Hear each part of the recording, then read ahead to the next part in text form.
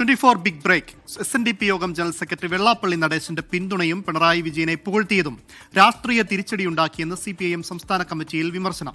പയ്യന്നൂരിലെയും തളിപ്പറമ്പിലെയും സ്ഥാനാർത്ഥി നിർണയത്തെ P. ജയരാജൻ കുറ്റപ്പെടുത്തി. അതേസമയം കണ്ണൂരിലെ തിരിച്ചടിയെ ജില്ലാ സെക്രട്ടറി KK രാഗേഷ് ന്യായീകരിച്ചു. സംസ്ഥാന സെക്രട്ടറി MV ഗോവിന്ദന്റെ ഭാഷാ ശൈലി തിരുത്തണമെന്നും വിമർശനമുണ്ടായി.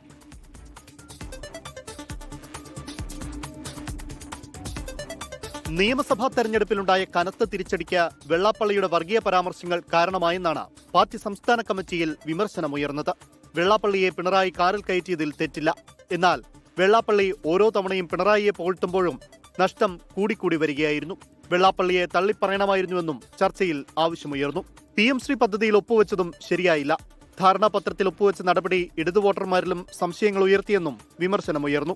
പയ്യന്നൂരിൽ ആരോപണ വിധേയനെ സ്ഥാനാർത്ഥിയാക്കിയ തീരുമാനം പാളിയെന്ന സംസ്ഥാന കമ്മിറ്റിയിൽ P. ജയരാജൻ വിമർശിച്ചു.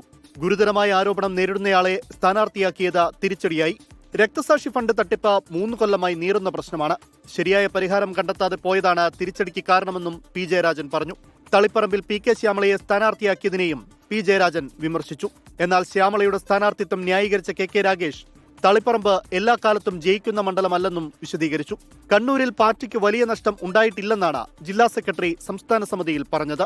സംസ്ഥാന സെക്രട്ടറി MV ഗോവിന്ദന്റെ ശൈലിക്കെതിരെയും കമ്മിറ്റിയിൽ വിമർശനമുണ്ടായി. ഗോവിന്ദന്റെ ഭാഷാ ശൈലി തിരുത്തണമെന്ന് വിമർശകർ ആവശ്യപ്പെട്ടു. ഗൗരവമായ തിരിച്ചടിയാണ് നേരിട്ടതിനാൽ ഗൗരവമായ തിരുത്തലും വേണം. തിരിച്ചടി മറികടക്കാനുള്ള മാർഗങ്ങൾ ചർച്ച ചെയ്യാൻ സംസ്ഥാന പ്ലീനം വിളിക്കണം. പാർട്ടിയുടെ ഉയർന്ന ഘടകങ്ങൾ മുതൽ കീഴ്ഘടകങ്ങളിൽ വരെ അഴിച്ചുപണി വേണമെന്നും അംഗങ്ങൾ വിമർശനമുന്നയിച്ചു. 24 തിരുവനന്തപുരം.